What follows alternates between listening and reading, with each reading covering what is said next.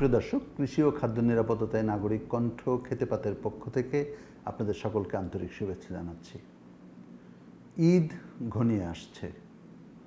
সারা দেশে ঈদ উদযাপনের জন্য ঘরে ঘরে প্রস্তুতি শুরু হয়েছে, কিন্তু আমাদের কাছে সংবাদ আসছে যে আমাদের যে হাওর অঞ্চল, এই হাওর অঞ্চলের কৃষকরা এবারের ঈদে তারা পুরোপুরি আনন্দ করতে হিমশিম খাচ্ছে। কারণ হলো যে অকাল বন্যায় তলিয়ে গেছে তাদের ক্ষেতের ফসল, তাদের ঘরে এখন ভাতের সংকট, তাদের গবাদি পশুকে তারা কম দামে বিক্রি করে দিতে বাধ্য হচ্ছে। যেই গবাদি পশু তাদের ছিল, যেটা তারা ঈদের সময় বিক্রি করবে বলে চিন্তা করেছিল, সেই গবাদি পশুকে তারা ঠিকমতো খেতে দিতে পারেনি, কারণ ক্ষেতের যে খড়, সেই খড় পচে গেছে। যারা আরেকটু বেশি চিন্তা করেছিলেন, আগামীর জন্য বুক বেঁধেছিলেন যে খামারিরা, তারাও ক্ষতিগ্রস্ত হয়েছেন।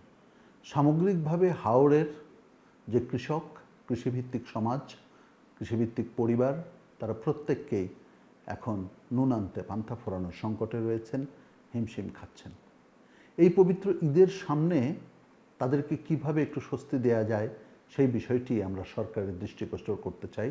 খেতেপাতের পক্ষ থেকে সরকারের কাছে অনুরোধ জানাতে চাই, আপনারা দয়া করে হাওরের কৃষকের পাশে দাঁড়ান। ইতোমধ্যে সরকার প্রণোদনা ঘোষণা করেছেন কৃষকদের জন্য। এছাড়াও 10,000 টাকা পর্যন্ত কৃষি ঋণ সারা দেশের কৃষকদের জন্য মকুব করা হয়েছে। আমরা শুধু একটু বাড়তি প্রস্তাব রাখতে চাই। আমাদের প্রস্তাব হচ্ছে যে হাওরের কৃষকদেরকে একটু বেশি করে ঋণ দেওয়া যায় কিনা, বিশেষ করে সহজ শর্তে, সম্ভব হলে বিনা সুদে।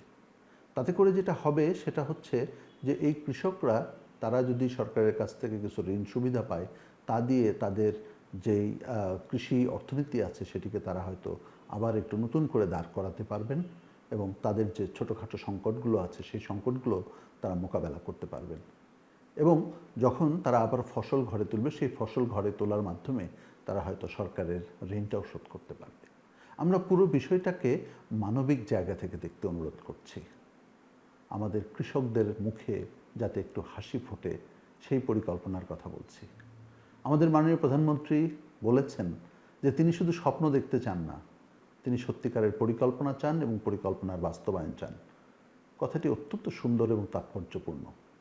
স্বপ্ন দেখতে হবে, কিন্তু শুধু স্বপ্ন নিয়ে তো আমাদের পরিবর্তন আসবে না। পরিবর্তনের জন্য চাই সঠিক পরিকল্পনা। সুতরাং হাওরের কৃষকদের দুঃখ দূর করার যে সঠিক পরিকল্পনা, সেই পরিকল্পনার কথাটাও আমরা বলতে চাই।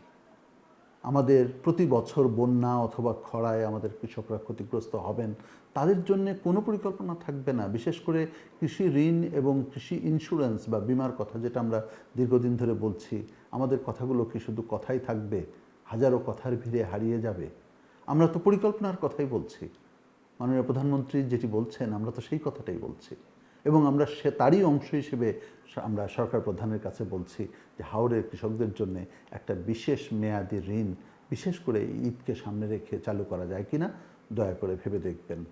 ঈদের আনন্দ ঘরে ঘরে পৌঁছাক, সকল কোণায় পৌঁছাক, সেটি আমাদের অনুরোধ, সেটি আমাদের প্রস্তাবনা, সেটি আমাদের পরিকল্পনা, এবং সেই পরিকল্পনা গ্রহণের জন্য সরকারের কাছে দাবি রাখছি। খেতেপাতের পক্ষ থেকে সকলকে শুভেচ্ছা জানাই।